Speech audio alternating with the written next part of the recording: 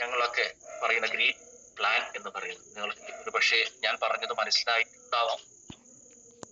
ചിലപ്പോൾ ചില സംശയങ്ങളൊക്കെ ഉണ്ടാവാം. എന്നാലും എൻ്റെ ജീവിതത്തിൽ ഇതേപോലെ ഒരു ഡിജിറ്റൽ BOP കൊണ്ടുവന്ന ഒരു മാറ്റം എന്താണെന്ന് പറഞ്ഞാൽ, ഒരു പക്ഷേ ഈ ക്യാമറക്ക് മുന്നിലിരുന്നോ അല്ലെങ്കിൽ ഒരു 100-100 ആളുകൾക്ക് മുന്നിലിരുന്നോ എനിക്ക് ഭയം ഇല്ലാതെ അല്ലെങ്കിൽ ഒരു പതർച്ചയും ഇല്ലാതെ സംസാരിക്കാൻ പറ്റുന്നു എന്നുള്ളത് വലിയ കാര്യം. ഒരു പക്ഷെ കൊറോണ വന്നു, നമ്മുടെ ജീവിത സാഹചര്യങ്ങളൊക്കെ ബുദ്ധിമുട്ടായി, എങ്ങനെ ഇനി തുടങ്ങണം എന്നുള്ള ഒരു അവസരത്തിലാണ് അല്ലെങ്കിൽ ഒരു പ്രതിസന്ധി ഘട്ടത്തിലാണ് എൻ്റെ സുഹൃത്ത് ഇതെന്നോട് പറഞ്ഞത്. എന്നാൽ പോലും നമ്മൾ ഒരിക്കലും നാളുകളിൽ നമ്മളോട് ഒരാൾ ചോദിച്ചു വരുന്ന ഒരു ബിസിനസ് ചെയ്യില്ല എന്നുള്ളത് കൊണ്ട് ഞാനൊരു പക്ഷെ കുറച്ച് മാറി നിന്നു. ഒരു 10 ദിവസം എടുത്ത് പഠിച്ചു, എന്നിട്ടാണ് ഇതിലോട്ട് വന്നത്. അപ്പൊ അതിന് സഹായമായ പല കാര്യങ്ങളും എനിക്ക് ഇതിൽ നിന്ന് കിട്ടിയിരുന്നു. മാനേജ്മെന്റ് എന്താണെന്ന് അറിയാൻ വേണ്ടി, അല്ലെങ്കിൽ മാനേജ്മെന്റ് ജെനുവിൻ ആണോ എന്നറിയാൻ വേണ്ടി ഞാൻ ഇത് കേട്ട ഉടനെ ഞാൻ ചെയ്തത്, ഞാൻ ജസ്റ്റ് 2-3 പറഞ്ഞ് ഞാൻ നിർത്താം. ഞാനത് കേട്ട ഉടനെ ഞാൻ ചെയ്തത് എൻ്റെ സുഹൃത്തിനെ വിളിച്ച് ചോദിക്കാൻ. ഈ സുഹൃത്ത് ആരാണ് എന്നുള്ളത് നിങ്ങൾ പ്രത്യേകം ശ്രദ്ധിക്കണം. ഒരുപക്ഷെ നിങ്ങൾ ആദ്യമായിട്ട് കേൾക്കുന്ന ആളുകളാണെങ്കിൽ നിങ്ങളും ചെയ്യാൻ പോകുന്നത് നിങ്ങളുടെ സുഹൃത്തിനോട് വിളിച്ച് ചോദിക്കാൻ.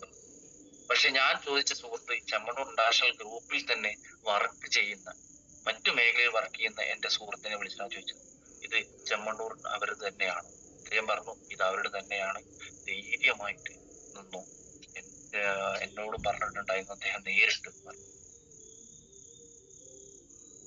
അപ്പൊ ഇവിടെ ഞാനത് പറഞ്ഞ സമയത്ത് ഇത് അദ്ദേഹം പറഞ്ഞ ഒരു കോൺഫിഡൻസ് എനിക്ക് കിട്ടി. അത് എന്തുകൊണ്ടാന്ന് പറഞ്ഞാൽ ഒരു പക്ഷേ നീട്ടങ്ങളായിരിക്കാം എന്നോട് ചോദിക്കാൻ, അവൾ ചോദിക്കാൻ എനിക്ക് തോന്നിയതും ഞാൻ ഈ പ്രൊഡക്റ്റിനെ കുറിച്ച് പഠിക്കുകയും പ്രൊഡക്റ്റ് ഒക്കെ എങ്ങനെയാണ് ചോദിക്കുകയും അത് മാർക്കറ്റിൽ ഇറങ്ങി ഞാൻ അതിന്റെ വ്യത്യാസം എത്രയെന്ന് പഠിച്ചതിന് ശേഷമാണ് ഞാൻ. അപ്പൊ ആധികാരികമായിട്ട് ഇതിനെക്കുറിച്ച് പഠിച്ചതിന് ശേഷമാണ് ഞാൻ വന്നത്.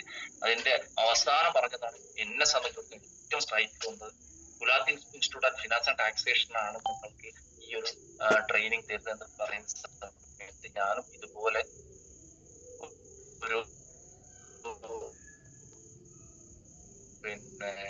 അർദ്ധസർക്കാർ സ്ഥാപനം അല്ലെങ്കിൽ ഗവൺമെന്റ് തലത്തിലുള്ള മെയിൻ പോസ്റ്റുകളിൽ ആളുകൾ നിയന്ത്രിക്കുന്ന ധനകാര്യ വകുപ്പിന് കീഴിലുള്ള ഒരു സ്ഥാപനത്തിൽ ഇവർ എന്തിന് ഇങ്ങനെ ഒരു ബിസിനസ്സിന് സപ്പോർട്ട് ചെയ്യണം എന്നുള്ള ചിന്തയാണ് ഇതിലോട്ട് വന്നപ്പോൾ, അല്ലെങ്കിൽ ഇത് കുറച്ചും കൂടി വേഗത്തിൽ വരണം എന്നുള്ളത്. അതുപോലെ ഞാനിവിടെ പറയാൻ ഉദ്ദേശിക്കുന്നത് വേറെ ഒന്നുമില്ല. ഞാൻ പറഞ്ഞ പ്ലാൻ നിങ്ങൾക്ക് മനസ്സിലായിട്ടില്ലെങ്കിൽ നിങ്ങളെ വിളിച്ച ആളുകളുടെ അടുത്ത് ഇതിനെക്കുറിച്ച് കൂടുതൽ മനസ്സിലാക്കിയിട്ട് നിങ്ങളുടെ ജീവിതത്തിലുള്ള പോലെ ഒരു മാറ്റം കൊണ്ടുവരണം. എന്താണെന്ന് പറഞ്ഞാൽ ഒരു ക്വാളിഫിക്കേഷനോ ഒരു മാനദണ്ഡം ഒന്നുമില്ലാതെ ഇന്ത്യയിലുള്ള ഏതൊരു 18 വയസ്സ് കഴിഞ്ഞ വ്യക്തിക്കും ചെയ്യാൻ പറ്റുന്ന സുന്ദരമായ ഇത്ര അധികം സാധ്യതയുള്ള ഒരു മേഖല വേറെ ഇല്ല തന്നെ